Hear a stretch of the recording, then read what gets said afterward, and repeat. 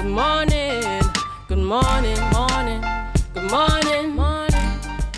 Welcome back to the morning show on Tobago Updates Television. I am Adanna Combie, and we begin conversations this morning in studio. First, we speak with Anjuli Tewari Defague, foster care team lead of the Children's Authority of Trinidad and Tobago, and Renee Neptune, acting adoption manager. And we speak in foster care and adoption. Good morning, ladies, and welcome. Good morning, Adanna. Right, and of course, you know, when you hear the terms foster care and adoption, they're used interchangeably, but of course, they're two different things. Yes. And so we want to start off by, first of all, talking about who is the Children's Authority and what are the differences between, how do you define foster care and adoption? Right. So... Thank you. So we want to start by saying that Children's Authority is the agency that's in charge of all child protection issues within Trinidad and Tobago. We've been around since 2015, and we've really been trying to establish our presence between Trinidad and Tobago. I'm glad you were talking about foster care and adoption because persons mix them up all the time. I want to start with foster care. Foster care is a temporary care option for children. So when children cannot stay within their families for a variety of reasons, we really try to provide that stability, that safe space for them, those family environments where we give families, their birth families, a chance to heal.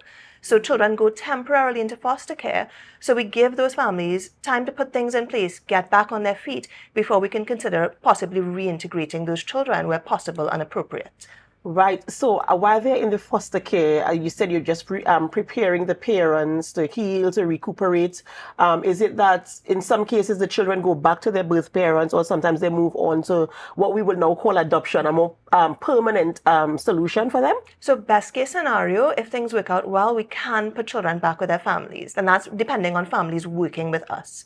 However, sometimes that doesn't always work out, and we can consider other options such as fit persons or also looking at adoption. Right, and we want to talk a little bit about adoption because now we understand what foster care is a short-term solution, and I know adoption is more permanent, more long-term. Right. But what are the things that classify the category of adoption? So like we were saying, foster care is temporary, whereas adoption, this is a long-term, it's a permanent arrangement. So it's birth parents transferring their legal rights from themselves to these persons who now want to adopt this child. So by law, once an adoption is granted by the courts, that's it, it's completed. These children are now a full member of this family.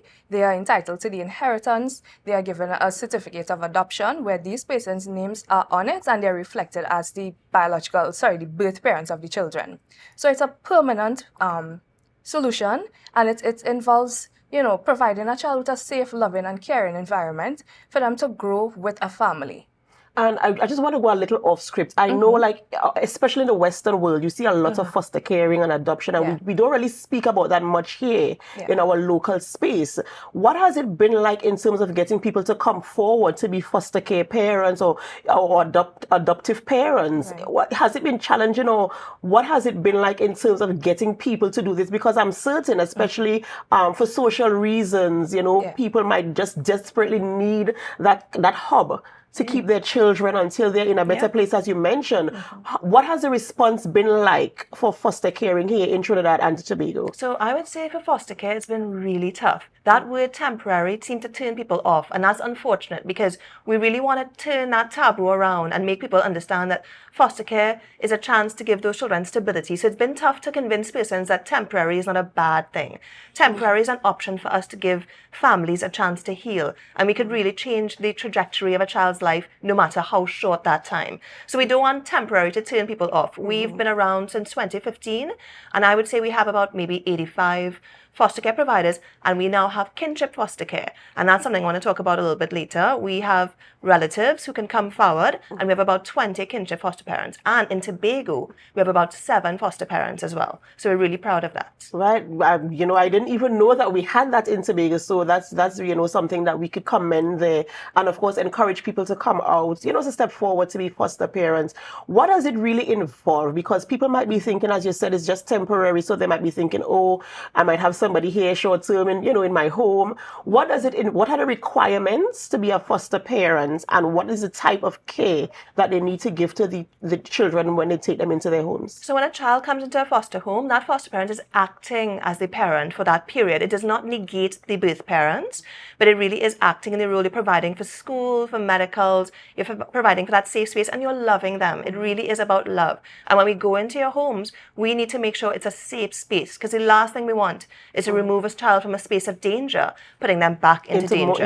Even more danger. So that's why our checks are so stringent, but it really shouldn't be so difficult for us to approve persons. And we really want to encourage persons to come forward and explore this temporary space. Temporary is not a bad thing. It's a space to allow families to heal. And what type of support? Because people might be thinking, okay, this is an additional mouth to feed, an additional bed for a head to rest on. What type of support is given to foster care parents? We absolutely we hold the hands of the foster parents throughout the process. So we're giving you psychological support, training, we're giving you counseling, we're giving counseling to children if necessary. We also give a monetary support, but that's specifically toward the child. So when we come in to approve you, we make sure that financially you are able to take care of your own needs so that that stipend is not abused. Right, absolutely, absolutely. In terms of adoption, what are okay, so now we've done foster caring on a temporary basis, and now we have to do an assessment so to migrate the child, whether it's back to its original family, their original family, or into an adoption situation. Right. What is the process to get the child adopted? Should we go the route of adoption? Okay, if we want to go the route of adoption, we do also have a thorough psychosocial process. And this is to ensure, because adoption is permanent, we're placing a child with a family, that's stable. They can holistically care for the child, mentally, physically, financially. The process involves us having interviews with persons. They have to undergo psychological assessments, security background checks. We need to ensure that there are no red flags, and if there are red flags, that these are dealt with before a child could be placed with a family. And so, we have a few homes scattered across Trinidad and Tobago, and so we have children living, I think you can call them foster homes? No. What do we call them? We call them community residences or children homes. Right. So the children that are housed there, are they eligible for adoption? Right. And is it the same process? I'm glad you asked that question. No, these children are not what we call candidates for adoption. And that's because there are different reasons. Sometimes they may be placed there because the courts would have them there until the age of 18. Some of them might be going through the reintegration process with their families, and they are not what we call freed for adoption. And when I say freed for adoption, freeing them for adoption is a legal process that the authority undergoes, and it is finalized by the court. So we would try to locate all birth parents, relatives, anyone concerning this child, so they could relinquish their parental rights. We don't want to take a child from their environment and place them with someone, and then later on a birth parent shows up. We want to ensure we get the necessary consent from these parents before we can remove that child and place them someone. So it's entirely a legal process, and this goes for children within the hospitals as well. We may see some children there and persons, they indicate to us we want to adopt this child.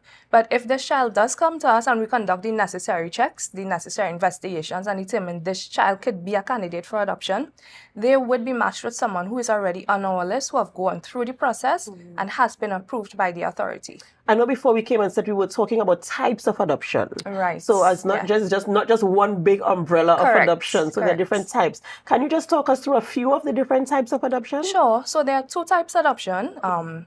The first one is an open adoption, and this is where there is a relationship between the birth parent as well as the adoptive parents. They know each other. The child knows who's going to adopt them. So, for example, this can be like a grandparent adopting a grandchild, or a spouse adopting the other spouse's child. There is that sort of relationship there. They know each other. Whereas there's a closed adoption and there's no identifying information. So, for example, a birth mother wants to place a child for adoption. Once that child comes to us, they do not know who that child is going to be placed with, right? There's no identifying information on both parties, on both ends.